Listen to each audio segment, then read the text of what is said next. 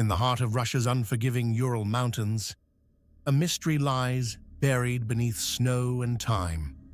In 1959, 9 young hikers, experienced, vibrant, full of life, set off on an expedition, only to vanish into legend. What happened on the frozen slope of Kolatsyakhl remains one of the greatest unsolved enigmas in modern history. Their tent was torn open. From the inside, their bodies found mutilated, barefoot, scattered across kilometers of snow. No witnesses, no answers, only questions that grow colder with each passing year. This is the Dyatlov Pass Incident. January 1959. 10 students and graduates from the Ural Polytechnic Institute in Sverdlovsk, now Yekaterinburg, prepare for a winter expedition. It is to be a challenging ski trip into the Ural Mountains, venturing toward Mount Otorten, a remote peak shrouded in desolation. Their journey is categorized as a Grade 3 trek, the most difficult of its kind. But these weren't amateurs.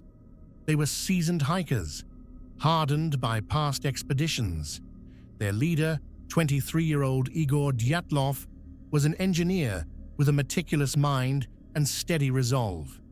With him, Lyudmila Dubinina, 20, spirited and passionate about economics and social issues. Zinaida Kolmogorova, 22, resilient, determined, always smiling. Rustem Slobodin, 23, a long-distance runner with an iron will. Yuri Doroshenko, 21, once chased a bear from a campsite with nothing but a torch. Alexander Kolovatov, 24, quiet, intellectual, a nuclear physics student. Nikolai Thibault Brignol, 23, intelligent and charming, with French roots. Semyon Zolotaryov, 38, a mysterious World War II veteran, much older than the rest.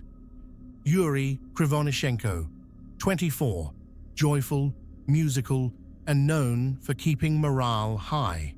And finally, Yuri Yudin, 21, who would become the sole survivor, due to a sudden illness that forced him to turn back. For them, it was a trip into the wild. For us, it was the beginning of an unspeakable tragedy. January 27th. The group sets out from Vijay, the last inhabited settlement before the wilderness. Each day, they document their journey. Diaries speak of unity, laughter, fatigue, and the cold, biting cold. They sing songs around the fire, take photos at every milestone. The mountains grow more ominous, but their spirits remain high. Then, February 1st, they make camp on the eastern slope of a mountain, whose name in the native Mansi language is Kolatsyakhl, the mountain of the dead. The snow is deep, the weather is worsening. But they pitch their tent, not in the forest, which would provide shelter, but on an exposed slope. Why? Perhaps to avoid backtracking, perhaps a decision made in haste. That night, something went wrong. Terribly wrong. When no telegram arrives by February 12th, no one panics. Delays are normal. But as days pass, anxiety grows. On February 20th, rescue teams, students, volunteers, and soldiers are dispatched. It takes them 6 more days to find the tent. What they find defies logic. The tent is shredded, not from the outside, but cut open from within. Inside, boots, clothes, cameras, notebooks, left behind in panic. 9 sets of footprints, some barefoot, led away from the tent into the forest. They follow the tracks for over 1 kilometer.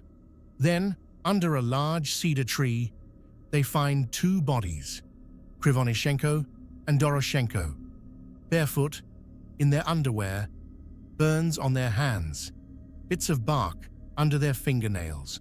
Perhaps they climbed the tree in terror. Nearby, remnants of a small fire.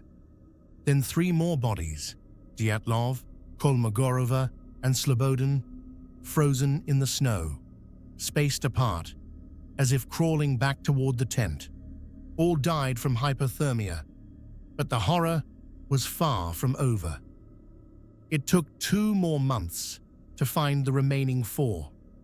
In a ravine, beneath 4 meters of snow, lay Dubinina, Thibaut Brignol, Zolotaryov, and Kolovatov. The injuries were catastrophic. Dubinina missing her tongue, eyes, and parts of her face. Thibaut Brignol, a massive skull fracture. Zolotaryov, crushed chest, ribs shattered. Kolovatov, severe head trauma, though his injuries were less clear. None of their wounds showed external trauma consistent with impact. Their clothing tested positive for radiation. There were no footprints near the ravine, no signs of a struggle, no evidence of another party. Just death. In the vacuum of answers, theories rushed in. Avalanche. Perhaps snow collapsed onto the tent. But why were some bodies crushed, while others remained unharmed? Why flee barefoot, downhill, in an orderly line? Military testing. Some believe the group wandered into a Soviet weapons test zone. Parachute mines, infrasound experiments, nerve gas. But if that were true, why cover it up with such silence? Infrasound theory suggests wind patterns created low-frequency sounds that induced panic and irrational behavior.